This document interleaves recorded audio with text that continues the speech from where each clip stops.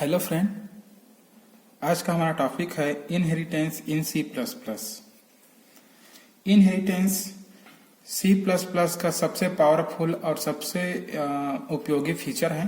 ठीक है, इसमें क्या होता है, एक क्लास के प्रॉपर्टी को कोई दूसरा क्लास एक्सेस कर सकता है, यूज कर सकता है। ठीक है, जो क्लास अपनी प्रॉपर्टी को एक्सेस कराती है वो बेस क्लास कहलाती है, और जो क्लास किसी क्लास के प्रॉपर्टी को एक्सेस करती है ना, वो डिराइव क्लास कहलाती है। जैसे कोई क्लास है ए, ठीक है, और कोई दूसरा क्लास है बी। ठीक है, तो यहां पे क्लास ए के प्रॉपर्टी को अगर क्लास बी उपयोग करता है तो क्लास बी क्या कहलाएगा, डिराइव क्लास कहलाएगा, और क्लास ए आपका बेस क्लास कहलाएगा। ठीक है, बेस क्लास प्रॉपर्टी मतलब यहाँ पे जो डेटा मेंबर है ना, या फिर फंक्शंस होते हैं, है ना, वो है उसका कहने का मतलब। तो यहाँ पे जो ए है, ठीक है, वो अपने प्रॉपर्टी को एक्सेस करा रही है ना, और बी इस प्रॉपर्टी को, क्लास ए के प्रॉपर्टी को एक्सेस कर रहा है, उपयोग कर रहा है। ठीक है, तो क्लास ए यहाँ पे क्या कहलाएगा, बेस क्लास कहलाएगा, जो अपने प्रॉपर्टी को उपयोग करा रहा है वो, और बी क्लास बी जो कि क्लास ए के प्रॉपर्टी को यूज कर रहा है। ठीक है, तो क्लास बी क्या कहलाएगा आपका, क्लास बी कहलाएगा आपका डिराइव क्लास, डिराइव क्लास। ठीक है, इस तरीके से। और जो आपका इनहेरिटेंस है वो सी प्लस प्लस में इसको हम बोलते हैं कोड रियूजेबिलिटी। ठीक है, मतलब इसको बोलते हैं कोड पुनर्उपयोग। ठीक है, मतलब यहाँ पे क्या कर रहे हैं, जो दूसरे क्लास है ना, उसके प्रॉपर्टी को हम यूज कर रहे हैं। ठीक है, चलिए अब जो आपका डिराइव क्लास है वो कैसे डिफाइन होता है उसको हम देखते हैं। डिफाइनिंग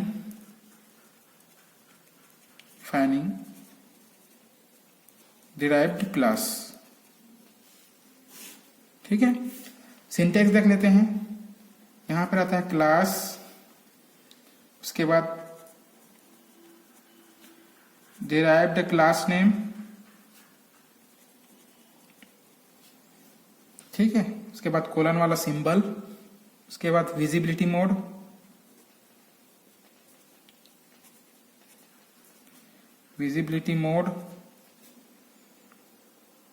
उसके बाद स्पेस, उसके बाद रहता है आपका बेस क्लास नेम। ठीक है, उसके बाद ओपनिंग ब्रेस और ये आपका क्लोजिंग ब्रेस, और यहां पे रहता है ब्लॉक ऑफ कोड। ठीक है, किसका, डिराइव क्लास का। एग्जांपल के लिए इसी को हम ले लेते हैं, है ना, तो डिराइव क्लास बी, तो बी क्या है, डिराइव क्लास का नेम है। ठीक है, उसके बाद कोलन। विजिबिलिटी मोड में हम यूज करते हैं, आप प्राइवेट यूज कर सकते हैं, पब्लिक यूज कर सकते हैं, प्रोटेक्टेड। ठीक है, ये क्या कहलाता है, ये तीनों कहलाता है विजिबिलिटी मोड। ठीक है, तो यहां पे जैसे मान लो पब्लिक, ठीक है, पब्लिक क्या है, विजिबिलिटी मोड है, और यहां पे रहता है बेस क्लास, तो यहां पे बेस क्लास कौन है, क्लास ए। ठीक है, इसके बाद ओपनिंग ब्रेस, और यहां पे रहता है डिराइव क्लास का कोड। ठीक है, जिसको हम ब्लॉक ऑफ कोड भी बोल सकते हैं, या फिर ब्लॉक ऑफ स्टेटमेंट भी कह सकते हैं। ठीक है, ओके, आगे देखते हैं।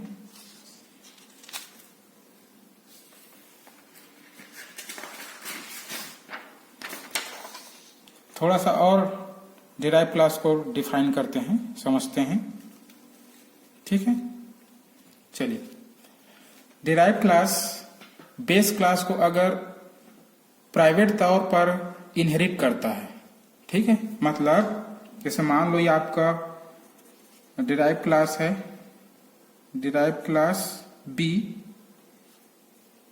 और यहां पे मैं ले लेता हूं प्राइवेट विजिबिलिटी मोड में, और ए। ठीक है। तो ऐसी स्थिति में क्या होगा? ऐसी स्थिति में बेस क्लास के प्रॉपर्टी डिराइव क्लास के द्वारा एक्सेस नहीं होंगे। क्यों नहीं होंगे? क्योंकि जो आपका बेस क्लास है वो डिराइव क्लास के लिए प्राइवेट कहलाएगा। ठीक है। तो ऐसी स्थिति में केवल, ठीक है, बेस क्लास का केवल मेंबर फंक्शन ही क्या होंगे? एक्सेस होंगे। प्राइवेट डेटा मेंबर एक्सेस नहीं होंगे। ठीक है, ये पहला स्थिति हो गया। दूसरा में अगर डिराइव क्लास बी, ठीक है, बेस क्लास को पब्लिक ए, ये क्या है? बेस क्लास है। मतलब यहां पे बेस क्लास को पब्लिक तौर पे इनहेरिट करना चाहती है। ठीक है, तब यहां पे क्या होगा? बेस क्लास के जो प्राइवेट मेंबर हैं, ठीक है, बेस क्लास के जो प्राइवेट डेटा मेंबर है वो डिराइव क्लास के लिए भी प्राइवेट डेटा मेंबर होंगे। ठीक है, और बेस क्लास के जो पब्लिक मेंबर हैं, ठीक है, उसका यूज डिराइव क्लास कर सकता है। तो यहां पे दोनों ही स्थिति में बेस क्लास के प्राइवेट डेटा मेंबर एक्सेस नहीं होंगे। ठीक है, अब हमको प्रोग्राम में प्राइवेट डेटा मेंबर की आवश्यकता भी होती है। ठीक है, हमको उसका उपयोग करना भी पड़ता है। तो ऐसी स्थिति में हमको बेस क्लास के जो डेटा मेंबर है उसको एक्सेस करना आवश्यक हो जाता है। तो इसके लिए एक सॉल्यूशन है ना। इसके लिए हम जो तीसरा विजिबिलिटी मोड है, प्रोटेक्टेड, उसका यूज करते हैं। प्रोटेक्टेड जो बेस क्लास के डेटा मेंबर है उसको प्रोटेक्टेड लिखते हैं, और जो आपका डिराइव क्लास में हम पब्लिकली उसको क्या करते हैं? इनहेरिट करते हैं। ठीक है, तब ऐसी स्थिति में क्या होता है? प्रोटेक्टेड का काम क्या है? प्रोटेक्टेड का काम है कहना चाहिए बेस क्लास से तत्काल उत्पन्न होने वाले जो डिराइव क्लास हैं, मतलब बेस क्लास से जो तत्काल जो डिराइव क्लास बनता है, ठीक है, उसके लिए जो बेस क्लास के डेटा मेंबर है वो कहना चाहिए आसानी से एक्सेस हो जाते हैं। लेकिन बाद में जो क्लास यूज होते हैं, ठीक है, बाद में जो क्लास आते हैं और बेस क्लास को एक्सेस करना चाहते हैं, बेस क्लास के डेटा मेंबर को, तो वहां पे वो एक्सेस नहीं कर सकते। ठीक है, वो उसके लिए सिक्योर हो जाते हैं। ठीक है, तो यहाँ पे हम कहना चाहिए बेस क्लास के डेटा मेंबर को प्रोटेक्टेड डिफाइन करते हैं वहां पे। ठीक है, जिसको कहना चाहिए जो आपका डिराइव क्लास है वो उपयोग कर सकता है। ठीक है, आगे देखते हैं types of inheritance. Types of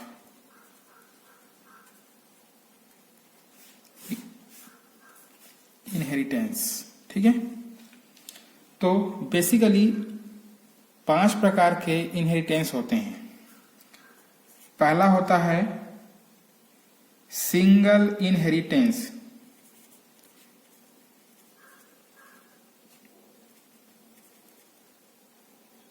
ठीक है, सिंगल इनहेरिटेंस मतलब वहां पे एक ही बेस क्लास होता है और एक ही डिराइव क्लास होता है, जैसे ए और बी। ठीक है, तो ये कहलाते हैं क्या? Single inheritance. दूसरा होता है मल्टीपल इनहेरिटेंस। मल्टीपल इनहेरिटेंस,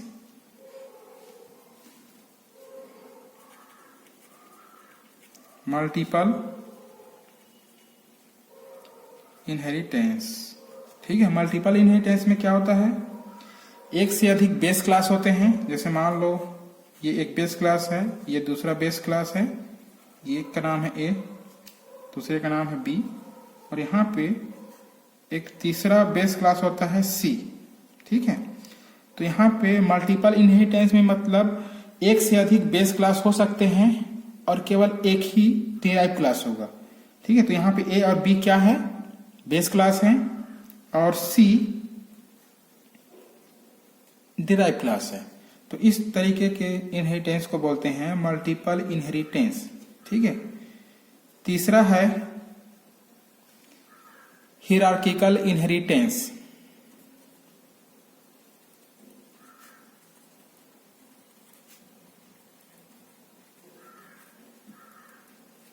ठीक है।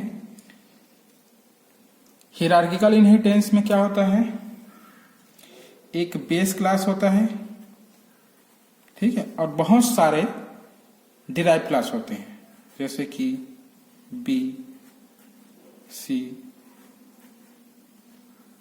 डी।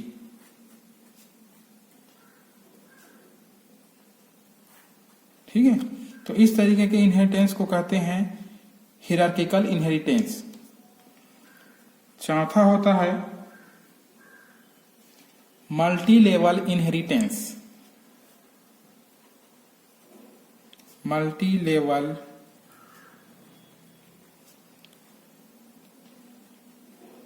इनहेरिटेंस, ठीक है।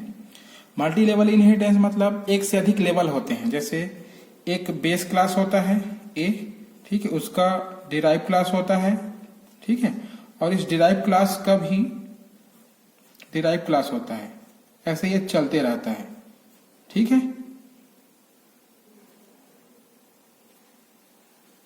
तो इस तरीके के इनहेरिटेंस को कहते हैं मल्टी लेवल इनहेरिटेंस।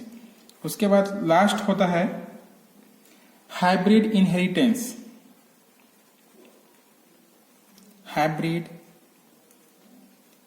इनहेरिटेंस, ठीक है। हाइब्रिड इनहेरिटेंस में कहना चाहिए ये एक से अधिक इनहेरिटेंस का कॉम्बिनेशन होता है, ठीक है। जैसे हियरार्किकल को मल्टी लेवल मल्टीपल से कंबाइन कर दिए, ठीक है, या फिर सिंगल इनहेरिटेंस को आप मल्टीपल से कंबाइन कर दिए, ठीक है। तो इस तरीके के इनहेरिटेंस को कहते हैं हम हाइब्रिड इनहेरिटेंस।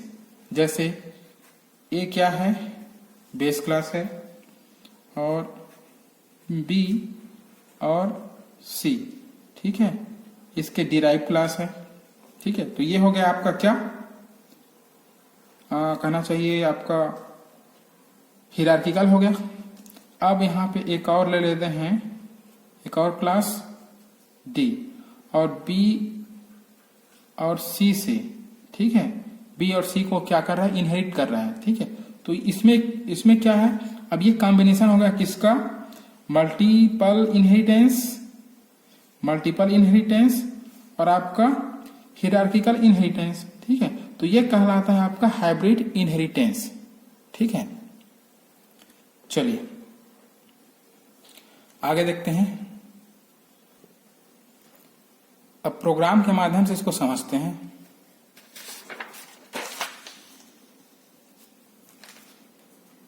पहला वाला इनहेरिटेंस है आपका सिंगल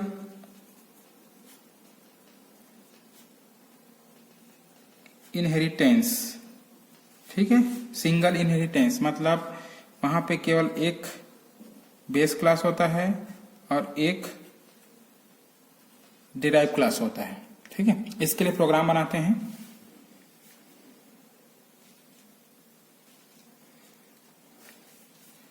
चलिए, ऊपर में रहता है आपका header file has include iostream.h, उसके बाद second header file has include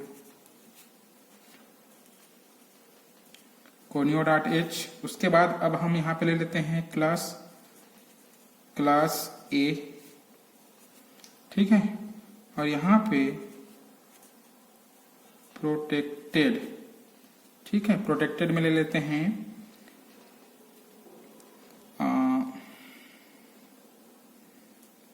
int ए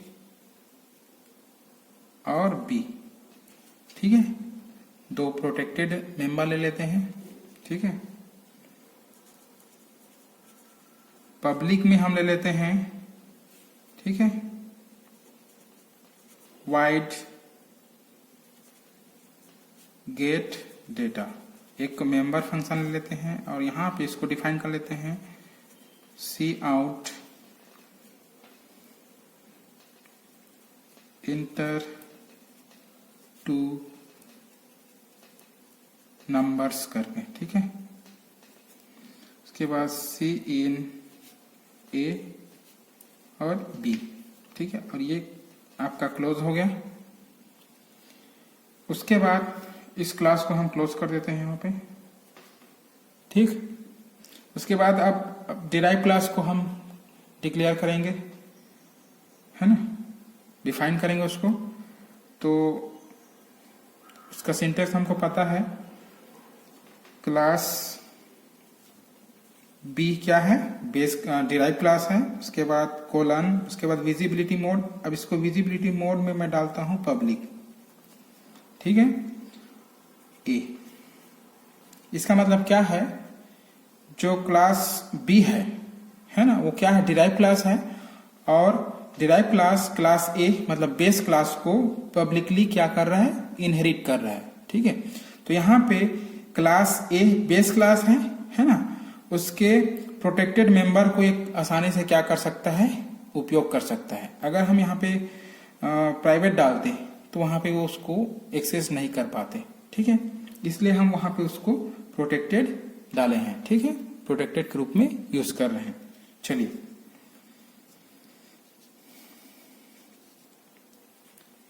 अब यहाँ पे हम डायरेक्टली पब्लिक सेक्शन में एक वेरिएबल ले लेते हैं सी, ठीक है। और यहाँ पे वाइड ले लेते हैं एड नाम करके एक फंक्शन ले लेते हैं, मेंबर फंक्शन, ठीक है।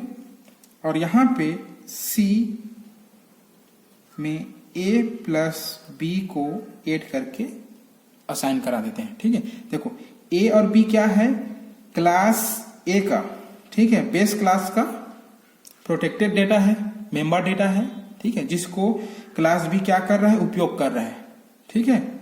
और दोनों को जोड़ रहा है और जोड़ने के बाद सी में स्टोर करा रहा है, ठीक है।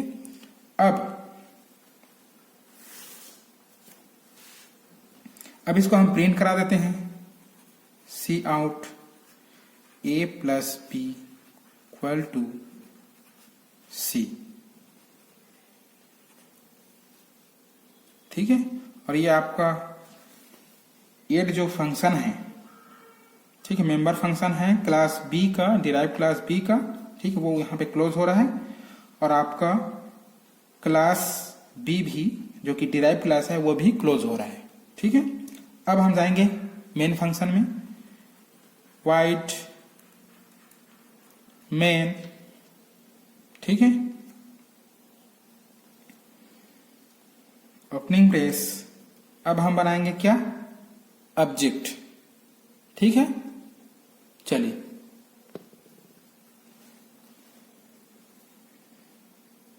तो यहां पे हमको केवल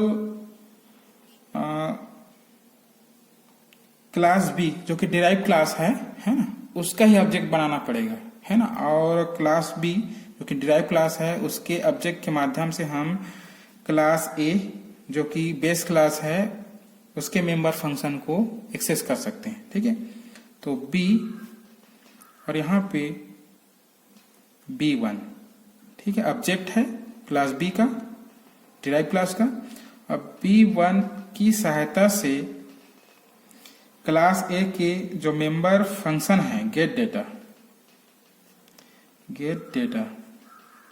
ठीक है, उसको हम कॉल कर लेते हैं, एक्सेस कर लेते हैं, एक्सेस हो जाएगा आसानी से। और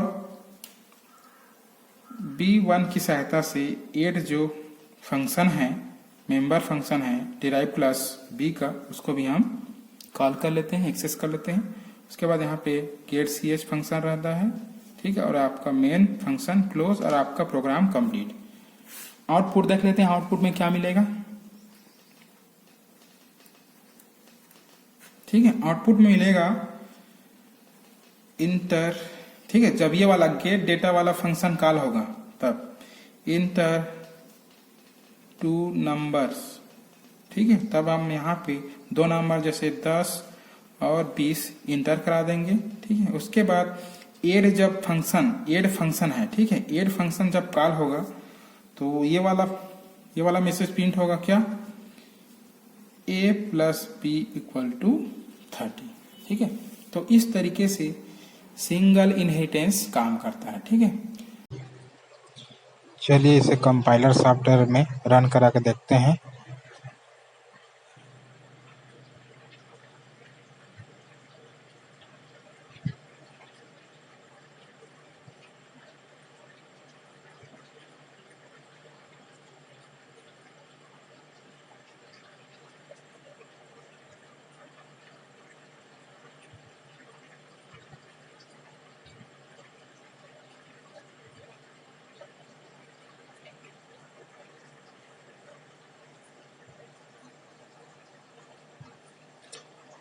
सबसे पहले रहता है आपका header file has include iostream.h। उसके बाद second header file has include conio.h।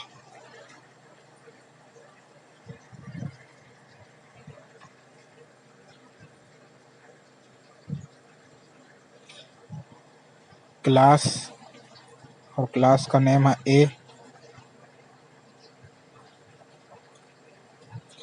Protected member function हम यूज करेंगे प्रोटेक्टेड एरिया में, जैसे इंटीजर ए और बी। पब्लिक एरिया में हम मेंबर फंक्शन यूज करते हैं और यहाँ पे हम मेंबर फंक्शन ले रहे हैं वाइड गेट डेटा।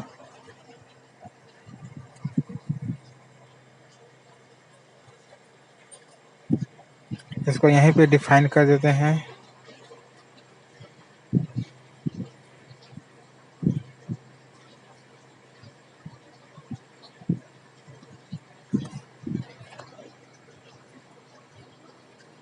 एक मैसेज प्रिंट कराते हैं इंटर टू नंबर्स करके। उसके बाद सी इन की सहायता से कीबोर्ड से ए और बी के लिए वैल्यू ले लेंगे। सी इन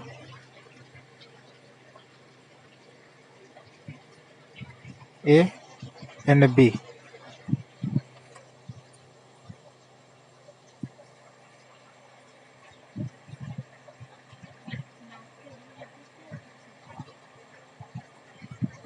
चलिए ये क्लास आपका कंप्लीट हो गया क्लास ए। अब बनाते हैं क्लास बी जो कि क्लास ए का डिराइव क्लास है और क्लास ए को हम पब्लिक तौर पे इनहेरिट करेंगे, इसलिए मैं यहाँ पे विजिबिलिटी मोड में पब्लिक लिया हूँ।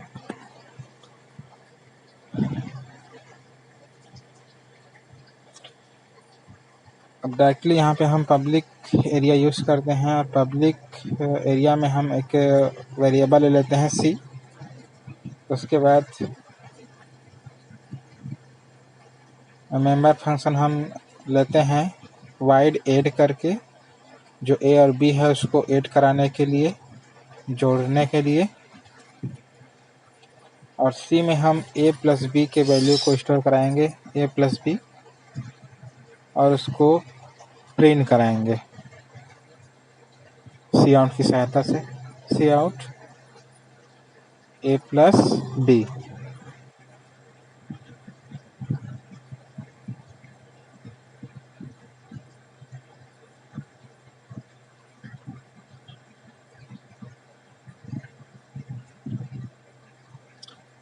ये क्लास भी कंप्लीट। उसके बाद main function wide main opening brace CLR clear screen के लिए। उसके बाद बनाएंगे ऑब्जेक्ट